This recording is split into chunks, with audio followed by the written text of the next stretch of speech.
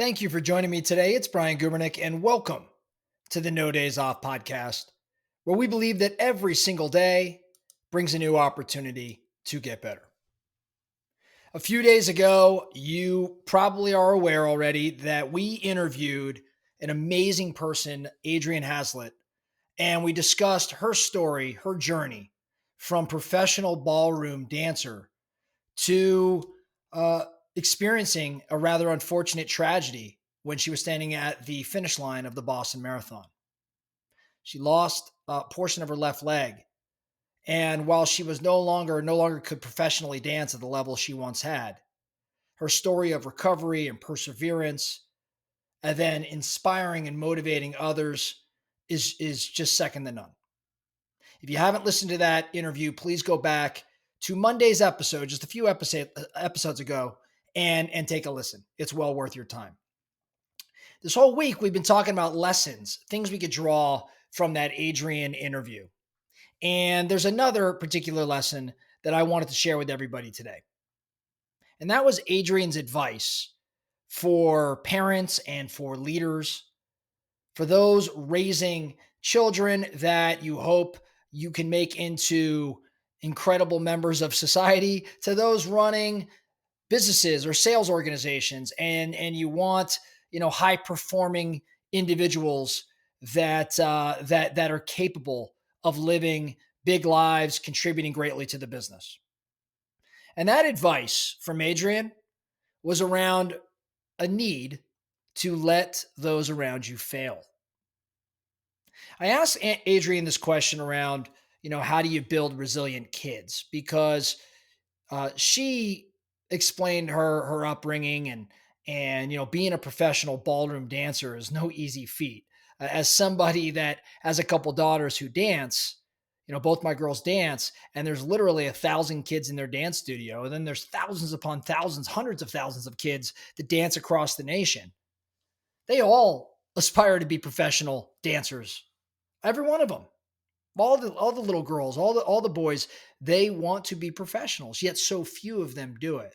So I had to ask Adrienne, what was it in your upbringing? What did your parents teach you? What was your environment about that led to you becoming a professional? And what she had shared was, I think she had said something like, my father would call it determination, but my mother would call it stubbornness, or vice versa. But when we started kind of digging a little bit deeper into, her upbringing, what we learned, what Adrienne had shared, was that her parents' approach was to let her fail. They allowed her to fail in school. I don't think she had an F per se, but she told a story about even the last day of high school, she had to sit in detention because she got a bad grade before she got to walk in her graduation. She talked about being allowed to fail in school and facing the consequences. And she had to learn how to persevere. She had to learn self-reliance. She also told us, a brief story around just this tough love moment where her parents more or less said to her, hey, you can either attend college or, you could go pursue this dream of yours, but you're going to have to move out and you're on your own. And Adrienne chose independence.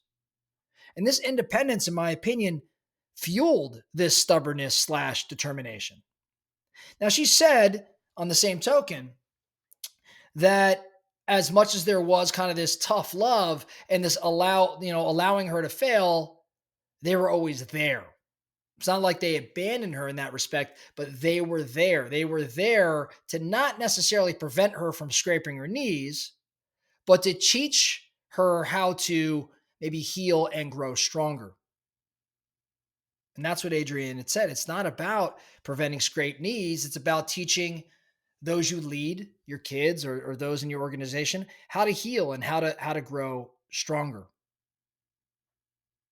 I said at the conclusion of Adrienne asking or answering that question around her upbringing, I said, hey, it sounds a lot like, to me, this is pretty applicable in the leadership world. There's parenting lessons that certainly translate into leadership. And in leadership, maybe allowing your team members to fail, but then being there to provide the emotional support or the models and systems, the things that let them fail but get them right back on their feet. Because when you fail, when you fall down, you're also learning. In other words, there's not so much failure, there's winning, right? You're either winning or you're improving, right? You're either winning and you lose, but when you lose, you improve. When you fail, you improve. So Adrienne, if you use the model of her parents in business, it'd be about letting your people fail now and again, but being there to support them. Adrienne's story was one of being pushed out of your comfort zone, but she always knew her family was going to be there for her, was going to be emotionally supportive. So, how do I think this translates into your world today? What are your action steps from this? Number one, I think that we've got to encourage our leaders. Maybe this is you as the leader. You got to create an environment where failure is actually safe, where growth is the focus. Failure is safe and growth is the focus. Think about that. Where I know I can go out there if I'm on your team or I'm in your company. I know I could go out there and I could fall flat on my face, but we're going to celebrate that failure by learning from it and immediately getting back on our feet. And growth becomes the focus. So I want to encourage everybody here today that's leading, make sure that you're creating an environment where that failure is in fact safe and there is a focus on growth.